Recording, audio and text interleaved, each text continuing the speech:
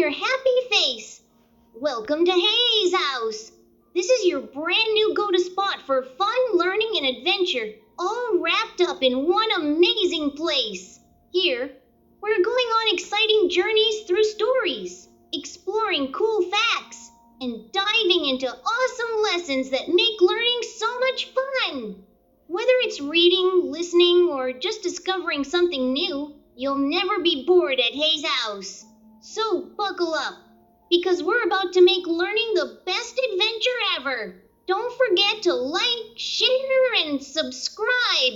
Oh, and click that notification bell so you never miss out on any of the fun. We can't wait to have you join us on this awesome journey. Let's get started right here at Hayes House. Hello, kids! You ready for another fun-filled learning adventure here at Hayes House? It's me, Emily! This is little Rummy.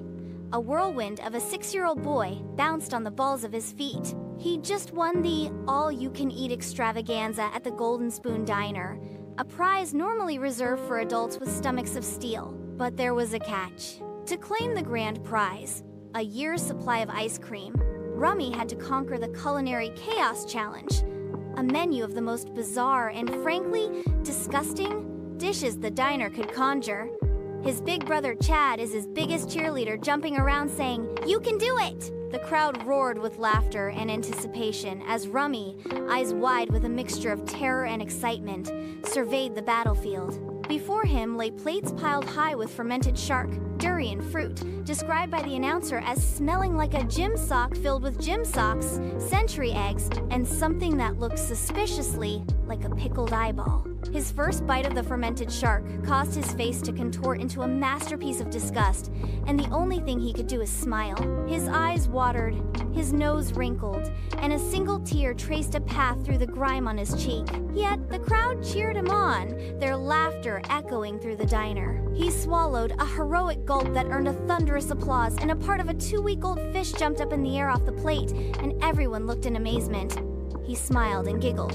Ew! Next came the durian. The smell alone was enough to make most patrons gag, but Rummy, fueled by the promise of ice cream, bravely plunged his spoon into the creamy, pungent fruit.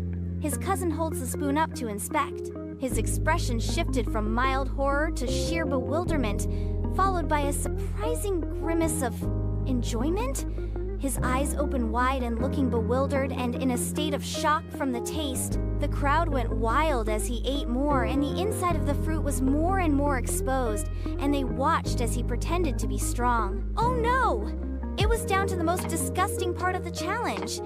The century eggs, who presented a different challenge all by themselves. Their dark, gelatinous texture was a sight to behold. But Rummy, now emboldened by his previous victories, tackled them with gusto. He made funny faces with each bite, his reactions a hilarious mix of surprise, disgust, and a hint of reluctant pleasure as he held them up for a close-up to look at his next challenge. The crowd roared, their amusement growing with each contorted expression. Some of them were imitating his facial expressions as he continued the challenge. Now that's a funny face. Finally, he reached the pickled eyeball. Everyone is talking amongst each other saying, "Do you think he's really going to eat that?" He stared out into space for a long moment, his lower lip trembling slightly. It really was the eyeball from a bluefin tuna. Shh! Don't tell him! It's our little secret, okay? The silence in the diner was deafening, broken only by the rhythmic thump of his tiny heart. One spectator was frozen stiff in position as he stared to see what happened next. Then, with a dramatic sigh and a determined glint in his eye, he popped it into his mouth. His cousin holds the other eye on the table to keep it from rolling off. The ensuing reaction was epic.